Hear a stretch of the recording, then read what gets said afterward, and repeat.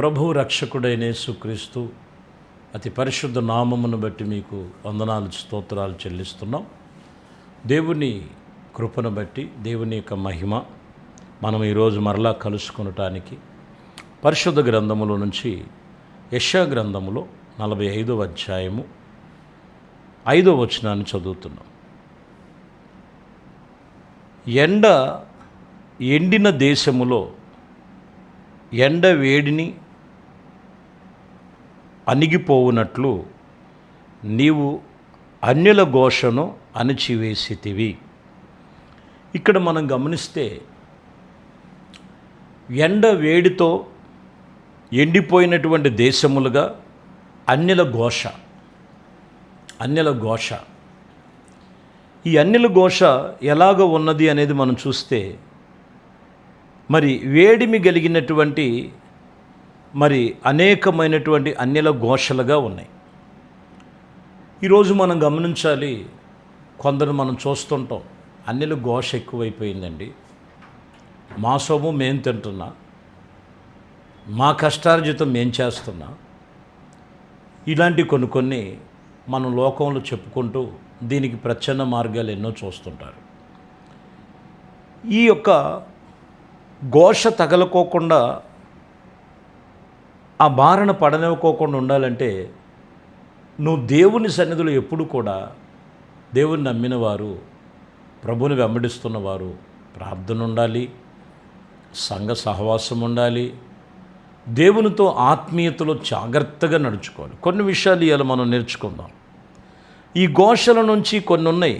అపోస్తుల కార్యములలో 26వ అధ్యాయం 17వ వచనంలో, నేను ఈ ప్రజల వలన అన్యజనుల వలన హాని కలుగకుండానట్లు నిన్ను కాపాడెదను. చూసారా?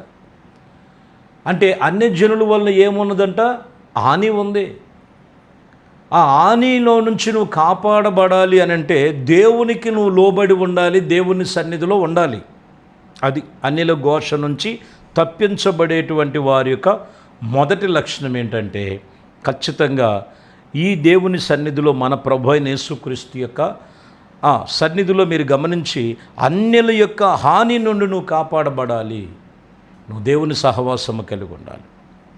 ఎందుకంటే కీర్తన గ్రంథం 2వ అధ్యాయములో 1వ వచనంలో, అన్యజనులు ఎలా అల్లర్లు రేపుచున్నారు, జనములు ఎలా వ్యర్థమైన దానిని తలంచుచున్నారు. చూసారా? ఇక్కడ మీరు గమనించాలి, అల్లర్లు రేపేటువంటి సమయము వ్యర్థమైన దాని యందు తలంచుచున్నటువంటి రోజులు ఈ రోజులు. కాబట్టి వాటి నుంచి నువ్వు తప్పించబడాలి. దేవుని చాటున, దేవుని మాటున మనం భయభక్తులు కలిగిన వారముగా నడుచుకోవాలని బైబిల్ చెప్తుంది. చూద్దాం మరొక మాటలో 2వ వచనంలో కూడా మనం చదివితే 2వ అధ్యాయం 2వ వచనంలో, మనము వారి కట్లను తెంచుదము రండి, వారి పాశములను మన ఎదుట నుండి పారవేయుదము రండి అని చెప్పాను. అంటే ఆ కట్లు తెంచబడాలి, వాటి నుంచి తప్పించబడాలంటే వాక్యం చెప్తున్న మాట, నీవు దేవునితో నిబంధన చేసుకున్న ప్రార్థన నిబంధనలో పరిపూర్ణముగా దేవుని సన్నిధిలో నిలిచినటువంటి అనుభవం గలవారై ఉండాలని దేవుని వాక్యం చెప్తుంది. కాబట్టి అన్యుల ఘోష ఎటువంటిదంట? ఎండ దెబ్బ కన్నా తీవ్రమైనది, ఏడి గాలుల కన్నా తీవ్రమైనది. అందుకనే మరి అపోస్తుల కార్యములు చెప్తున్న మాట, నేను ఈ ప్రజలు అన్యజనుల వల్ల హాని కలుగుతున్నది కాబట్టి వాటి నుంచి నేను నిన్ను కాపాడేదను. చూడండి, ఇంకొక మాట మనం చదువుతున్నాం. సామెతల గ్రంథం 26వ అధ్యాయం 1వ వచనంలో చూస్తే, ఎండాకాలమునకు మంచు గిట్టదు, కోతకాలమునకు వర్షము గిట్టదు, అట్టివలే బుద్ధిహీనునికి ఘనత గిట్టదు. సామెతలు చూడండి ఎంత చక్కని మాటలు ఉన్నాయో. ఎండాకాలముకేమో మంచు గిట్టదు, కోతకాలమేమో వర్షము గిట్టదు, బుద్ధిహీనుడికేమో ఘనత గిట్టదు.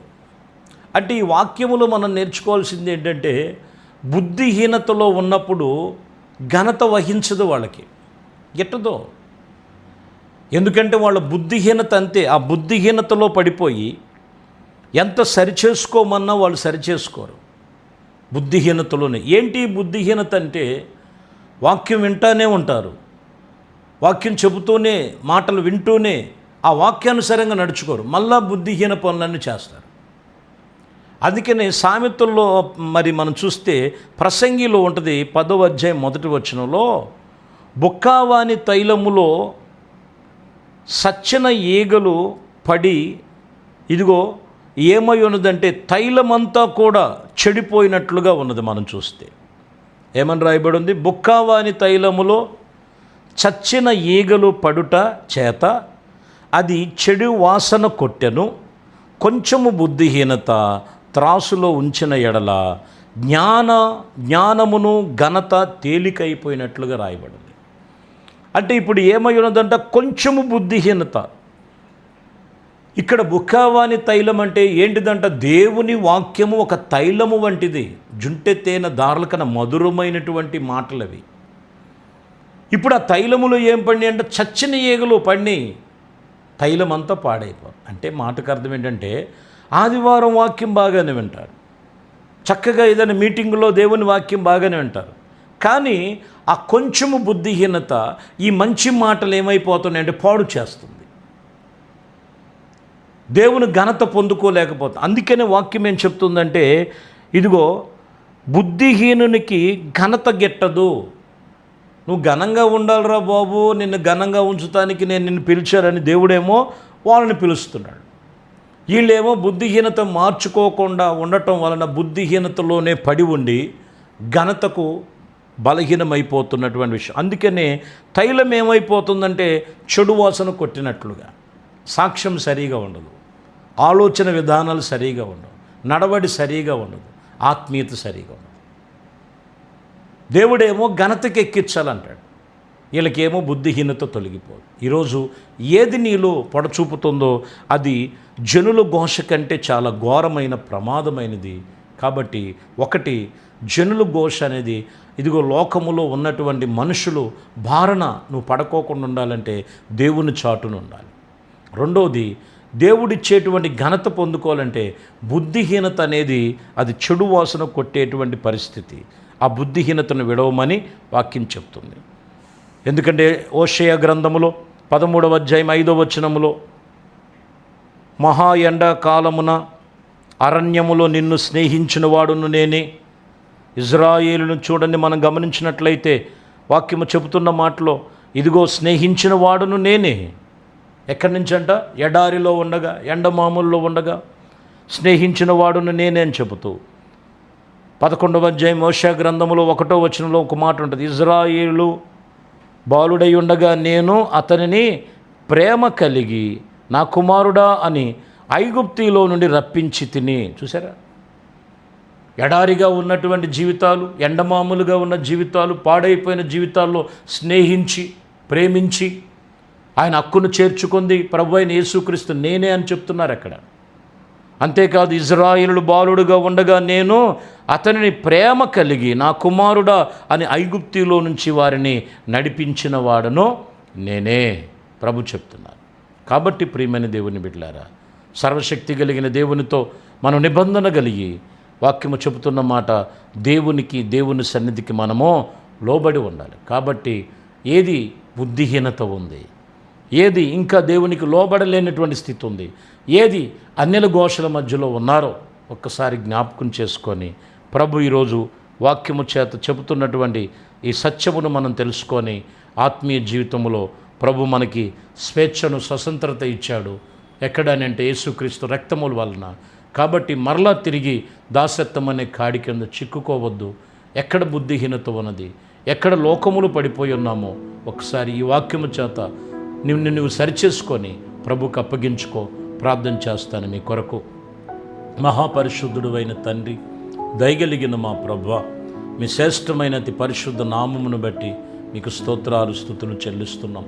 మీ కృపా, దయా, సంకల్పమును బట్టి ఇదిగో నాయన ఈ ఉదయకాలము, ఇదిగో ప్రభువా, ఏ ఎండ దెబ్బ అనంటే ఇదిగో జనుల యొక్క ఘోష అయా ఆ బారణ పడనివ్వకుండా, అయా వ్యర్థమైన దానిని తొలగించుకొని ఆత్మ సంబంధముగా ఎదుగుటకు, బుద్ధిహీనతల నుంచి తప్పించబడి వాక్యము చేత బుద్ధిని సరిచేసుకొని మీరిచ్చే ప్రతి ఒక్కటి ఇంపైన సువాసనగా మార్చబడినట్లు చివరిగా చెప్తున్నటువంటి మాటల్లో ప్రభా, మరి ఈ లోకం అనేటువంటి స్థితిలో నుంచి మమ్మల్ని స్నేహించి మమ్మల్ని ప్రేమించి అయ్యా ప్రతి ఒక్కరిని పిలుస్తున్నాం. మీ ప్రేమలో నిలిచి మీ ప్రేమలో ఫలించటానికి మీ కృప దయచేయమని ప్రభువా మీకే స్తోత్రాలు చెల్లిస్తూ ప్రతి బిడ్డను కూడా పేరు పేరును మీరు దీవించి దర్శించమని యేసు క్రీస్తు పరిశుద్ధ నామం ఈ కార్యక్రమం వింటున్న ప్రతి బిడ్డను కూడా మీరే మీ చేతుల్లో సమర్పిస్తూ వారిని వారి కుటుంబాలకు కావలసిన ప్రతి మేలులు చేత నింపమని యేసుక్రీస్తు నామములో ప్రార్థించి వేడుకొనుచున్నాము తండ్రి. ఆమేన్. ప్రభు మిమ్మల్ని దీవించి ఆశీర్వదించునుగాక. ఆమేన్. దేవునిలో వచ్చిన పరిశుద్ధ గ్రంథం